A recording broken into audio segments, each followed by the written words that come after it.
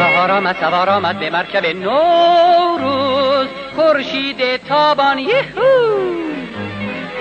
خوشم که عمر دی سر آمده، رنجم بگرفته پایان یهو.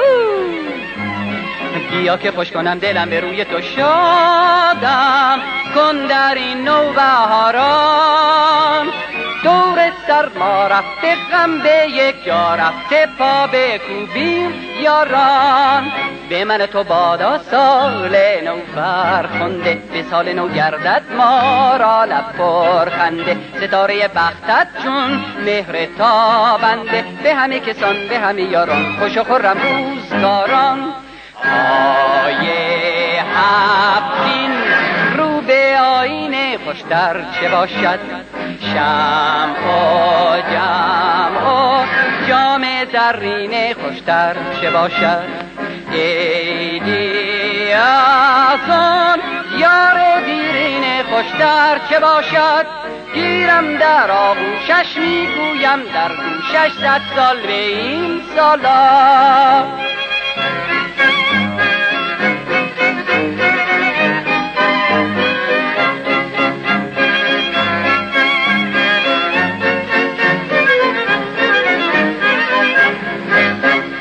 بهاریس سواریس می نازنین خورشید است به نوروز یهو.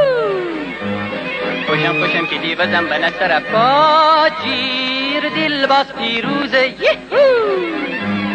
بیا و خوش بکن دل جیت رو و حال و فرسال سوزه یکو. سوز سرما بوش و غم به یک جا بوش و پا بکوبیم یاران. طرب به فرخنده تازه سال میره هم طرب من خوشی یو اقبال میره هم طرب شادی در همه حال میره هم به همه یاران و کسو کاران کرم به روزگاران. هفتینه بر رو به آینه خوشتر درم من، شم و جم و جام زرینه خوشتر درم من.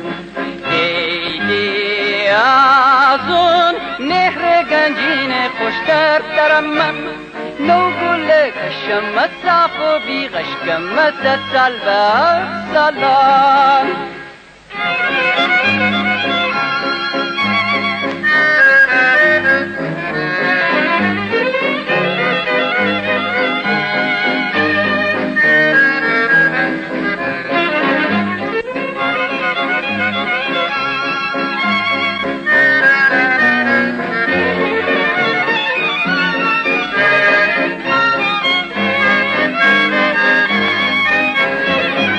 من تو بادا سال نو فرخنده، به سال نو گردد ما را لب پرخنده. ستاره بختت چون مهر تابنده، به همه کسان به همه یاران خوش و خرم روزگاران.